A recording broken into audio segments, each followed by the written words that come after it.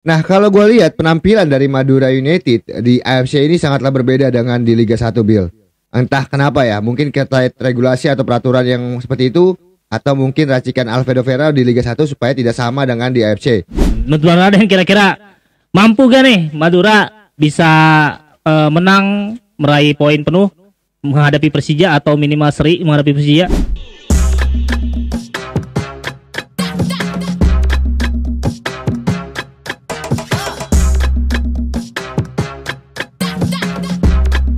Kembali lagi di channel Raden History. Halo Bang Raden, apa kabar Bang Raden? Saya selalu dong, Bill. Oke, kemarin kita sempat ngebahas pertandingan tim Persib Bandung. Habis itu kita ngebahas Timnas. Sekarang kita ngebahas Liga 1 lagi nih, tim Liga 1 yaitu Madura United. Nah, di sini Madura United lagi on fire banget nih. Bisa lolos ke semifinal Piala AFC Challenge. Sebagai satu-satunya wakil dari Indonesia. Menurut lo nih Den, apa yang menyebabkan Madura bisa seperti ini nih di Asia nih? Gimana Den? Oke. Sebelumnya kita ke flashback dulu ke belakang, Bill. Ya, Madura memang di musim ini lagi tersyok-syok ini untuk di Liga 1 ya.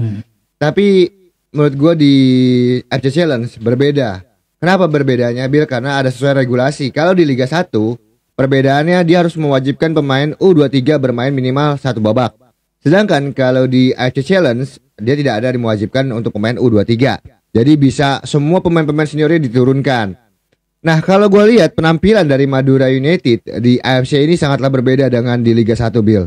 Entah kenapa ya, mungkin terkait regulasi atau peraturan yang seperti itu, atau mungkin racikan Alfredo Vera di Liga 1 supaya tidak sama dengan di AFC.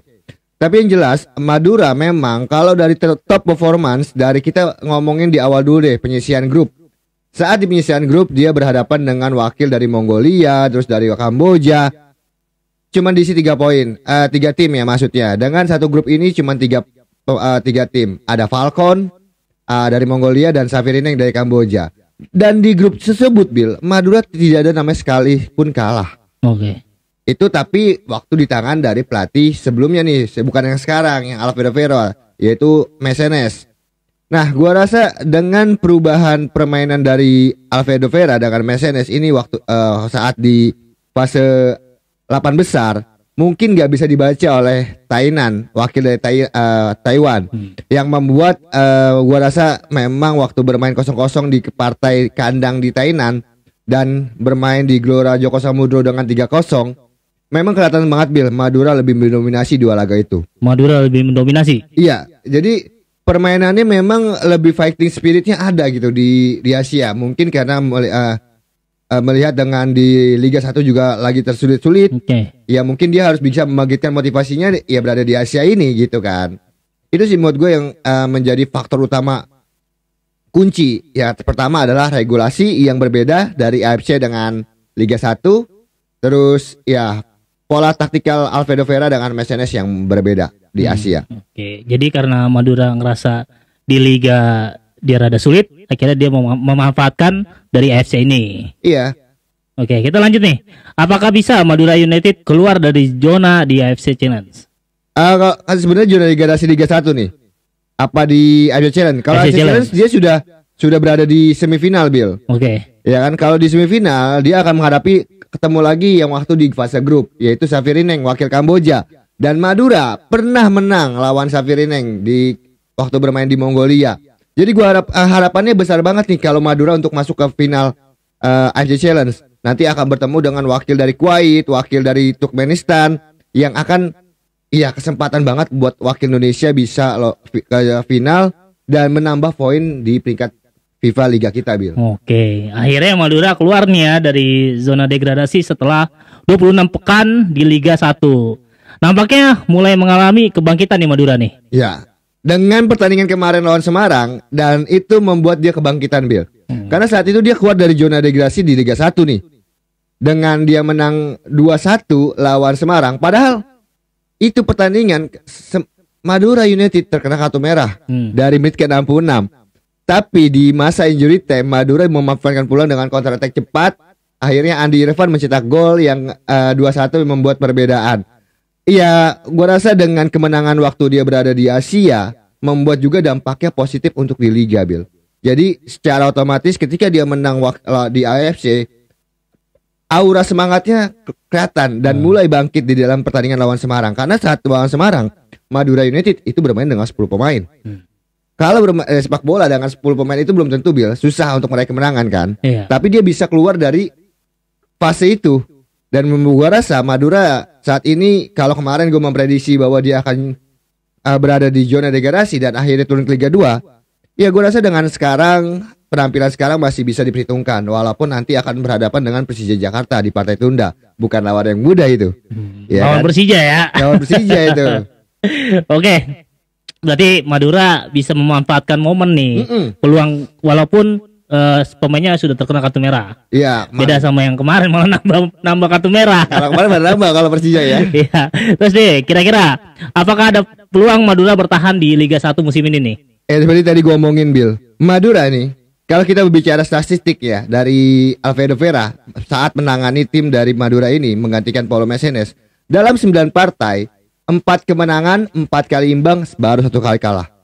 Berarti mengalami progres yang signifikan dong. Dan kalau dilihat dari saat ini poinnya dia 24 poin dan berada di peringkat 15, berbeda 2 poin saja dengan zona degradasi. Gue rasa dengan konsisten dia masih bisa untuk bertahan di Liga 1. Melihat tinggal ya nanti melawan Persija Jakarta juga, bukan lawan yang mudah. Gue bilang tadi, Persija adalah tim besar walaupun dengan 2 pemain gak bisa bermain. Ada Gajus dengan si penyerangnya Gustavo Almeida. Tapi ini hati-hati ya, kalau dia kalah, misalkan taruhlah Madura kalah lawan Persija Jakarta, ini mentalnya bisa turun lagi dan nanti takutnya di semifinal AFC dia bisa turun juga mentalnya kan, walaupun pernah memenangkan lawan Safirineng. Jadi tinggal bagaimana dia konsisten aja sih dalam Liga 1, pasti bisa bertahan. Mainnya di mana nih Madura nih? Mainnya di stadion sendiri, di Bangkalan kemungkinan. Menurut Bang Raden kira-kira mampu gak nih Madura bisa menang, meraih poin penuh menghadapi Persija atau minimal seri menghadapi Persija? Kalau ya minimal seri lah, tapi kalau untuk berbicara 2 partai tersebut ini agak susah dibil. Karena satu sisi Persija juga mengalami masalah internal sendiri. Ya dikatakan bahwa banyak media kabar terkena 2 bulan 3 bulan pemain gak digaji, yang membuat tim ini kesulitan nampaknya dalam mungkin kekurangan konsentrasi gara-gara terjadi hal itu Bil. Sedangkan kalau untuk Madura lagi oke-okenya, jadi gua rasa bagaimana ini momentumnya Madura bisa memenangkan partai ini. Dengan kondisi juga Persija Jakarta sedang dalam kondisi yang kurang baik lah dari segi faktor internal. Ya cuman minimal hasil imbang bisa didapatkan di kandang sendiri lawan Persija Jakarta. Kalau untuk prediksi ya, kalau untuk realnya nanti aja kita lihat di pertandingan di habis lebaran ya. Tanggal 6. Ya di pekan 27 ya. Iya. Kira-kira nih kalau menurut Bang Raden tadi bisalah Madura meraih poin penuh melawan Persija Jakarta. Ada nggak nih pemain yang bisa diunggulin dari Madura United tersebut? Oh, saat ini Madura sebenarnya pemain asing di putaran kedua ini lebih baik dibandingkan putaran pertama. Oke. Maka kenapa gue bilang tadi dia bisa fight luar biasa dibandingkan putaran pertama terseok-seok? Karena di sini Jody Weerman tampil konsisten. Pemain keturunan Indonesia Belanda, tapi dia belum jadi WNI. Sedangkan di tengah ada Iran Junior yang mobile banget sebagai kaki kirinya. Itu pemain yang menurut gue satu lagi 3 nama yaitu Linha sebagai kapten tim. Di mana sektor sayapnya dia menjadi alternatif dia bisa bermain free roll, bisa ke kanan ke kiri yang menjadi ancaman serius bagi Persija Jakarta nanti terkait dengan sedang mengalami masalah internal. 3 pemain ini pemain kunci dari Madura United ya menurut gue ya, dibandingkan mungkin Kerim Palik, terus juga penyerangnya juga ada Brian Anjulo. Tapi 3 pemain ini yang menjadi faktor kunci ya. Dengan di lini pertahanan, kalau lini pertahanan adalah Pedro Mentoero. 4 pemain kunci ini pemain asing Madura sangat luar biasa. Jadi ini yang membuat perbedaan nantinya melawan Persija Jakarta. Karena back kemarin backnya mencetak gol dengan salto, Bill. Backnya Pedro Mentoero lawan PSS Semarang. Jadi ini back yang menurut gua cukup harus diperhatikan juga dari Persija Jakarta. Oke. Nah, kita ngomongin tim lawannya nih Persija Jakarta nih. Sedangkan di tim kubu Persija sendiri nih, kita tahu pemain unggulannya Gustavo kartu merah yang nggak bisa main. Satu lagi Gajos juga nggak bisa main. Kira-kira nih dengan tidak masuknya 2 pemain ini, kira-kira siapa nih pemain dari bakalan yang gantiin pemain dari Persija ini nih? Nah, ini gini. Kemarin Persija Jakarta melawan Arema tuh merah ya. Iya berarti benar di pekan 27 nggak bisa main karena kan buku pikir partai tunda ya. Tapi ini benar. Dua pemain tersebut nggak bisa main. Gajos dengan Gustavo. Ya gue rasa dengan penggantinya masih ada sih untuk Persija Jakarta. Kalau di tengah mungkin mau nggak mau Ramon Buleno atau Hanif yang berada di tengah. Mungkin Hanif akan bermain lebih ke depan menggantikan posisi Gajos. Sedangkan kalau di Gustavo ya mungkin akan berbeda taktikal sih Bill. Karena tidak ada lagi namanya penyerang yang seperti kedua orang ini. Ya mungkin Marco Simic di depan, mungkin ditopang dengan Raihan Anan atau mungkin nanti Ryot Masumura. Jadi Simic sebagai finishing aja. Kalau berbeda dengan tipikal Gustavo yang bermainnya lebih dia bisa melebar ke kanan ke kiri, sedangkan kalau Simic biasanya di depan kotak penalti aja kan. Jadi dua pemain ini yang menggantikan adalah Simic serta Hanif Sabandi yang mungkin bermain. Simic dan Hanif Sabandi. Iya. Okay. Paling nanti diisi gini Bil. Kalau misalkan dia berbeda pandangan, misalkan Hanif main di tengah, mau nggak mau kan ini minus 2 pemain asing dong. Masih ada 2 pemain asing yang di Persija Jakarta yang bisa dimainkan. Pertama adalah Pablo Alandre. Ya dari pengganti Virja itu juga bisa overlapping maju ke depan. Sedangkan kalau di kiper ya memang Carlos Eduardo kalau nggak mau. Cuma kan kemarin Carlos sudah mulai kayak capean nih. Udah ibaratnya udah merah ya nih. Itu gimana nih? Ya mungkin Bagol kali bermain. Ya, jadi minusnya mungkin nanti pemain asingnya Madura 6, Persija 5 lah. Buat gua. Oke, dari Persija dengan hasil kekalahan kemarin melawan Arema United nih. Arema FC nih. Kira-kira dari pelatihnya ada nggak instruksi untuk gaya permainan atau strategi yang mesti dirubah nih? Pastinya akan berubah taktikal Bil menghadapi Madura yang sedang on fire juga di Liga 1. Karena Liga 1 itu bukan liga yang bisa ditebak dengan mudah. Walaupun tim papan atas bisa mengalahkan bisa dikalahkan oleh tim papan bawah, bahkan di zona degradasi bisa mengalahkan tim papan atas. Kalau gue rasa taktikalnya mungkin akan berbeda. Dia akan memakai 3 back belakang, apalagi tidak ada pemain di tengah, ya mungkin 3-4-1-2 mungkin ya. 3-4-1-2. Iya, Raihan Hanan mungkin akan jadi duet striker dengan Simic ya. Karena kan Simic hanya bermain di dalam kotak penalti, sedangkan Raihan Hanan yang akan lebih mobile seperti Gustavo Almeida atau mungkin Witan. Seperti itu. Kalau dari segi formasinya. Kita sekarang ini nih Bang, apa namanya? Posisi ketika Persija mengalami kemenangan melawan Madura nanti meraih poin penuh kira-kira 3 poin. Posisi ada perubahan nggak di posisi untuk Persija dan sebaliknya untuk Madura United? Kalau Persija Jakarta nggak ada perubahan, Bil, karena masih berbeda 4 poin dengan di atas. Nggak ada perubahan. Persebaya jika menang pun. Kalau pun menang Persebaya kalah ya berarti beda 1 poin aja. Dan tapi kalau di Madura di papan atas bawah nih, papan bawah ini sangat seru Bil, di mana dari peringkat ke 14 sampai peringkat ke-18 itu masih bisa memperebutkan zona degradasi. Siapa yang turun belum ketahuan. Nah, kalau Madura United menang, maka dia 20 kemarin dia menang dengan 24 poin tambah 27. Jadi 3 jadi 27 poin. Melihat dari Persis Solo, karena Persis Solo di atasnya nih. Kalau Persis Solo bermain dengan imbang karena dia kan poinnya kan 26 saat ini. Kalau bermain imbang saja belum bisa menggeser Persis Solo. Dia tetap akan berada di posisi peringkat ke-15. Kecuali Persis Solo kalah dan Madura yang menang. Berarti dari selain kita melihat posisi tim lain di antara 2 tim ini bertanding belum ada perubahan, hanya poin aja ya. Dia tergantung, kalau Madura kalah bisa disalip lagi. Madura kalah. Iya.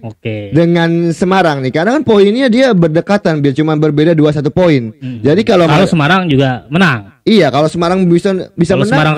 Kalau Semarang kalah tetap berada posisi yang sama.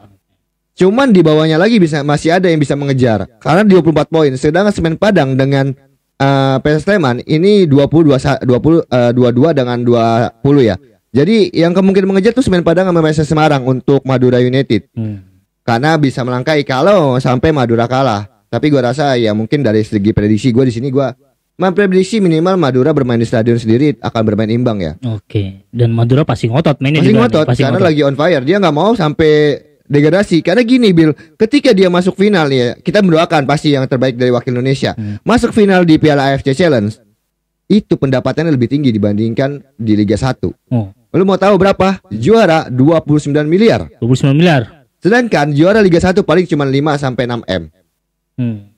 Berarti kan ada kemungkinan kalau dia sampai juara di AFC Challenge, dia bisa merombak skuadnya di tahun depan. Kalau dia zona degradasi, kalau dia turun kasta, dia gak bisa merombak. Ya karena ada regulasi yang berbeda di Liga 2. Pemain asingnya ya harus memainkan pemain mudanya, ya beda lagi. Jadi kalau mau nggak mau dia harus fight di Liga 1 sampai akhir musim di sisa 7 pertandingan ini. Kalau dia ingin bertahan di Liga 1 dan ingin menjadi tim besar lagi di tahun depan gitu kan. Lumayan. Sekarang aja dia udah mendapatkan udah hampir seperti setara juara Liga 1 masuk semifinal. Oke. Berarti sekarang emang di Liga 1 nih persaingan benar-benar sengit ya, mau papan atas, mau yang di zona atas, mau zona bawah juga ya, saling berebutan posisi nih. Iya. Emang benar-benar aduh keren banget sih Liga 1 ini ya. Oke Bang Raden, gitu aja kita ngebahas untuk Liga 1 sekarang dan pertandingannya nanti ya pekan ke-27 itu di akhir lebaran. Iya. Dan kita bakal menyaksikan pertandingan timnas dulu nih sebelum ke Liga 1 ya. Kita lagi libur dulu nih, libur dulu. Oke, gitu aja untuk penonton, jangan lupa ya kita tetap support tim Liga 1 Indonesia ya, gitu. Gaungkan respect nomor 1 dah di sepak bola Indonesia supaya sepak bola Indonesia lebih maju lagi ke depannya. Itu aja. Oke, gitu aja. Jangan lupa, makasih yang udah pantau terus di channel Raden History. Jangan lupa di subscribe, di like, di share, sama di komen kalau mau nanya. Gitu aja. Wassalamualaikum warahmatullahi wabarakatuh.